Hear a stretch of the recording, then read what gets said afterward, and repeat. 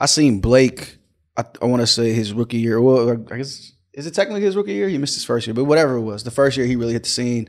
I seen him in Sacramento, and it was like it felt like a megastar was there because everybody just wants to see him dunk. And any time in any tip, it might look like a leak out. You could just feel the energy of just the crowd getting ready. There's a little bit of Zion there. Yeah. Like, you know what I mean? In terms of how they came out. And obviously Blake developed into an incredibly skilled player, passer, shooter, all that stuff. Zion is incredibly skilled as well in terms of his handling, his passing ability. He hasn't developed a shot yet. But that anticipation, that excitement around like a single play in a game. Yeah. Those dunks that Blake had early in his career, they're like seared in every basketball fan's memory. It's ridiculous. And it came to a point where even when he got into a pick and roll, you can see people start to like. Yeah.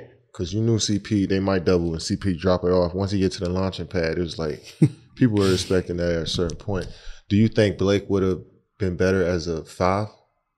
Ooh, probably. I just don't know, like, defensively, when it came down to it, if that's gonna win you games in the playoffs. And I'm not saying Blake early in his career was bad defensively. I just don't know. And the league was different back then too. I just don't know if as a 5 it would have worked. But my thing with that Clippers team was like, had we just been a step ahead of the rest of the NBA in terms of playing small, and maybe it wouldn't have worked like with Blake and DJ being the 4 and the 5.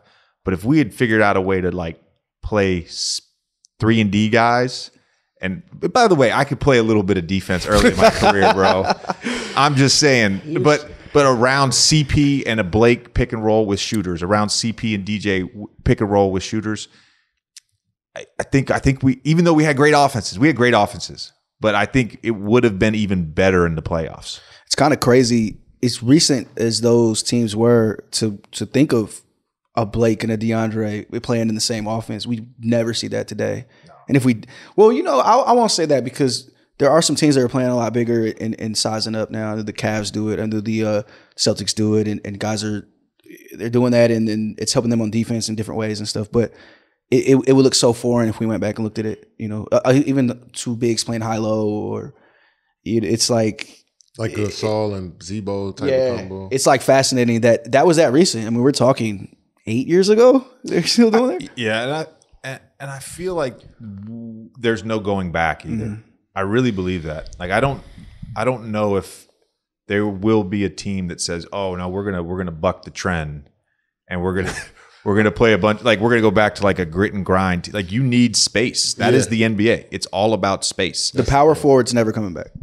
No, the traditional. Bro, I had this tweet the other day. Some knucklehead said, if NBA teams played defense as hard as college kids, I bet you the scores would be in the 70s and 80s too. First of all, I mean, it's just math. First of all, the shot clock's longer, so there's going to be more possessions in an NBA game, and there's 8 more minutes of basketball, so fuckhead, that's not possible.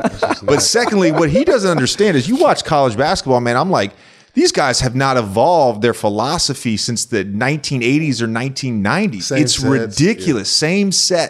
Same sets that I used to run, that I used to watch growing up, that Kansas used to run. I'm like, bro, do you know why it's so hard to play defense in the NBA? It's not because we can't, and it's not because we don't try. It's because there's fucking space, and the players are so good. It's because they're guarding you. Right.